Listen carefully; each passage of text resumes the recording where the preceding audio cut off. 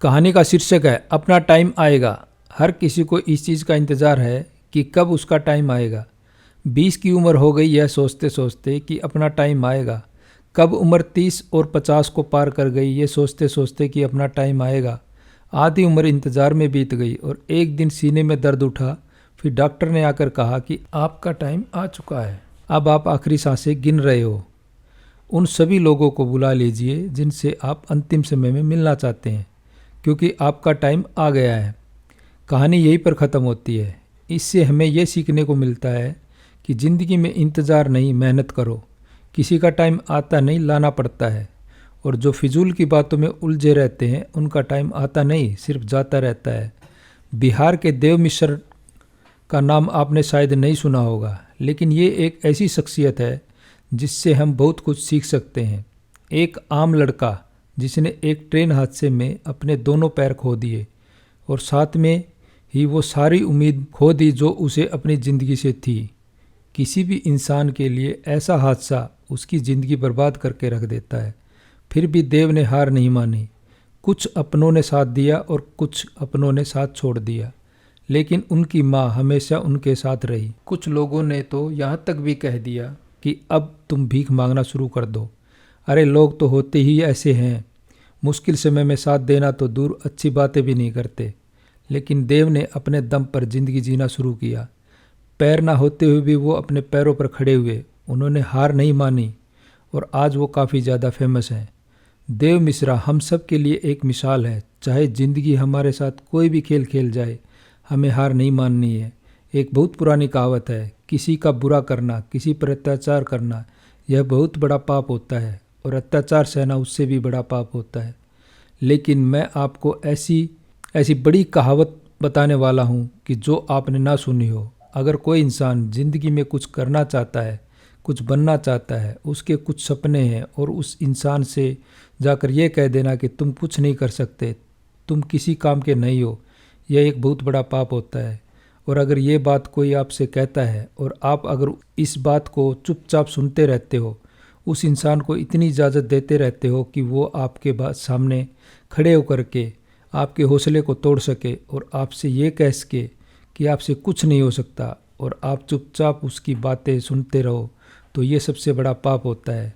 ये सबसे बड़ा अत्याचार होता है अपने ऊपर। ज़िंदगी में लोगों को करीब आने दो, लेकिन किसी को इतनी इजाज़त मत दो कि वो तुम्हारा हौसला तोड़ सके।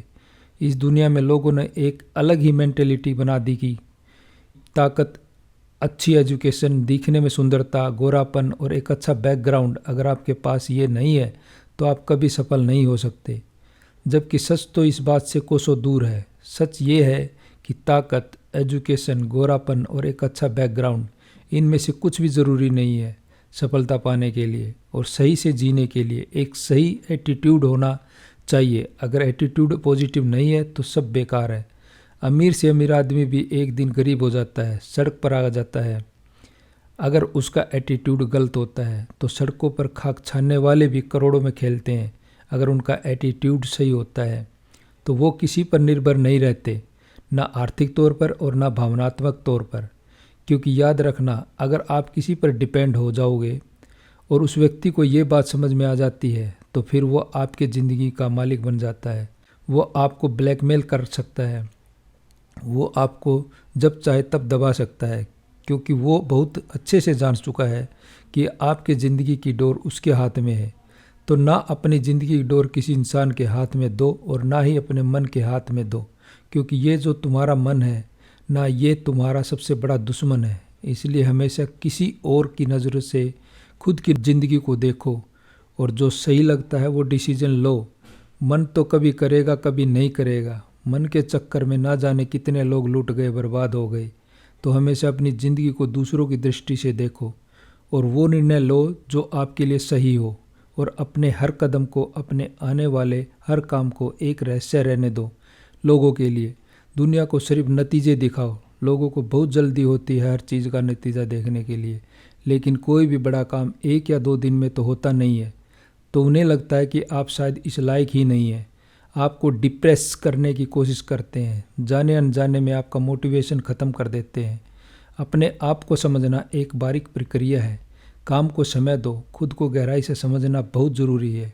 आपको अपने हर एक सवाल का जवाब अपने ही अंदर मिल जाएगा। देखो, इस दुनिया में हर इंसान की प्रवृत्ति एक जैसे होती है। थोड़ी सी कठिनाई आ जाती है तो रोने लगते हैं, सोचने के बजाय दोष दूसरों पर थोपना शुरू कर देते हैं। मन में तरह तरह के विचार अपनाने लगते हैं कि काश मैं एक अमीर इंसान के घर पैदा हुआ होता तो शायद मुझे ज़िंदगी में इतनी मेहनत ना करनी पड़ती, इतनी परेशानियां ना उठानी पड़ती। लेकिन वो ये बात नहीं समझते कि वो कितना खुश नसीब है जो आज की सुबह जिंदा उठे। ना जाने कितने इस दुनिया में बदनसीब लोग थे जिन्होंने आज की सुबह का सूरज नहीं देखा। अगर तुम ऐसे सपने देखते हो कि तुम्हें कोई गड़ा हुआ खजाना मिल जाएगा तो तुम्हारी किस्मत एकदम से चमक जाएगी, तो वाकई में तुम एक नंबर के स्वार्थी हो, मूर्ख और आलसी इंसान हो। देखो, तुम्हारा जन्म कहाँ हुआ ये तुम्हारे हाथ में नहीं था। अब तक जो तुम्हारे साथ था वो तुम बदल नहीं सकते, लेकिन आगे की ज़िंदगी तुम्हारे हाथ में है और उसको सिर्फ एक इंसान बदल सकता है, जो आप खुद हो। इतिहास कहता है कि कल सुख था, विज्ञान कहता है कि कल सुख होगा, लेकिन अगर मन सच्चा और दिल अच्छा हो तो याद रखिए आपके ज़िंदगी में हर रोज़ सुख होगा। तो अपने ज़िंदगी में आगे बढ़ो, समय के साथ खुद को बदलो, खुद को इम्प्रूव करो, क्योंकि ज़िंदगी के हाथ नहीं होते, लेकिन कभी कभी वो ऐसा थप्पड़ मारती है जो पूरी उम्र याद रहता है। तो अपनी समस्याओं से डरने के बजाय समाधान ढूंढो।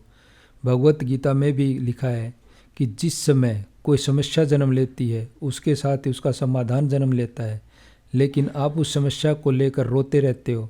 अगर आप उन समस्याओं के समाधान पर ध्यान लगाओगे तो जीवन और भी ज़्यादा आसान हो जाएगा।